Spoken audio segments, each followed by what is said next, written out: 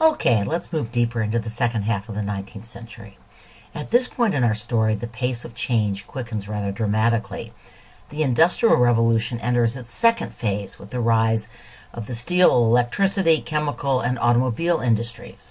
More rural workers flock to the cities. Science reigns supreme, and philosophers and social scientists attempt to make every discipline scientific. Darwin challenges religious concepts of creation and human life. Marx challenges the social order, and a rising generation of artists challenges the conventions of Academy-approved painting. You don't need to worry about knowing all of these early modernist movements now. We'll only talk about the first one, realism, in this unit, but I thought this might be a good point to explain that the term modernism is actually used to describe the intellectual and artistic movements of the late 19th and early 20th centuries. Much of what we call modern art, art historians will call postmodern art, or will label them with a vast and confusing array of labels that, alas, you're going to have to learn in upcoming units. So, have you been waiting for the next generation to turn on their artistic moms and dads? Oh, those romantics. They were so sentimental. They were so given to unnecessary drama. Sure, many were engaged in current social issues. You think of the raft of the Medusa or slave ship. But did these artists take to the barricades? Or were they like Delacroix, hiding inside and peeking out the windows at the unruly masses? To the realists who succeeded them, the romantics were, well, just too pretty. Time for some gritty reality. This required painting, alas, no longer exists. It was destroyed during World War II, along with 154 other paintings, when a transport vehicle moving the pictures to a castle for safekeeping was bombed by Allied forces. But we have photographs of the work, which seems especially appropriate since we're now on the eve of the invention of photography. This was a huge painting, 9 feet by 12 feet. The enormous size alone would have startled viewers. Would the enormous size alone have startled viewers accustomed to French Academy paintings?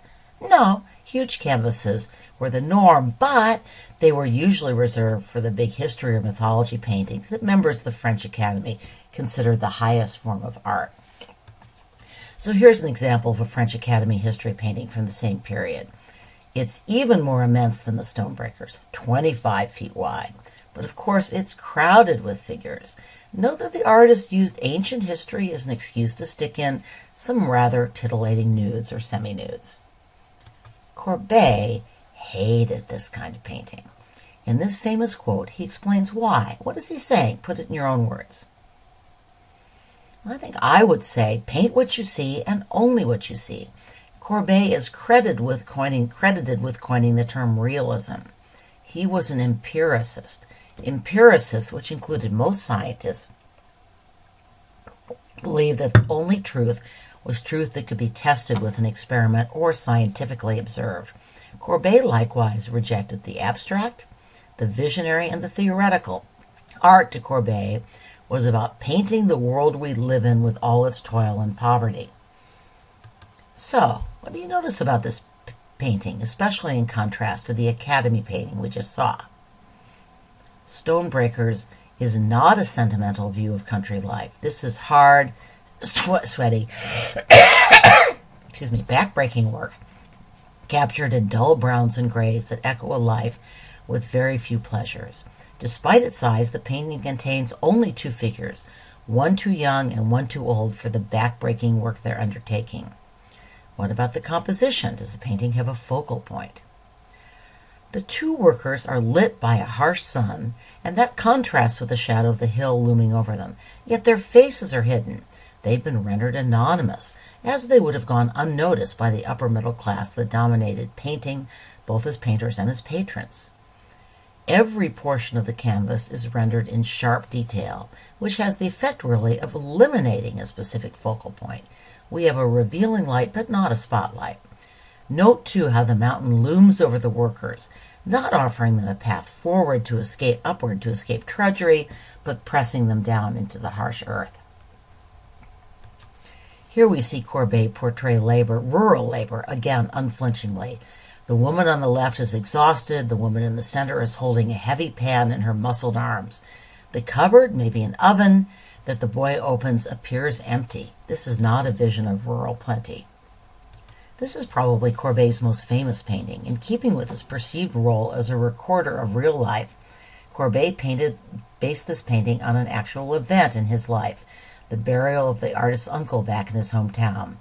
But despite the cross carried by a board attendant, the scene is bleak and unhopeful, decidedly unheroic, and not, despite the subject matter, especially spiritual. Note that the colors are once again dark and somber, with the exception of that splash of color in the center left. Courbet's unsentimental realism bothered the Academy critics, all the more because he had the gall to paint the scene on a canvas that was 20 feet wide. The Academy artists also considered what they saw as his crude application of paint, also condemned, what they saw as his crude application of paint. Courbet often scraped paint onto the canvas with a palette knife. Courbet and other realists admired the loose brushstrokes of Dutch painters and copied this style.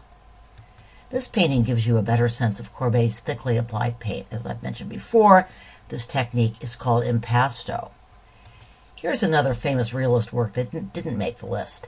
Gleaning is a very unsentimental subject. Gleaners collected the grain left over after the harvesting process. They were the poorest of the poor. But the realist painters weren't just trying to capture their world accurately. They wanted to change it as well.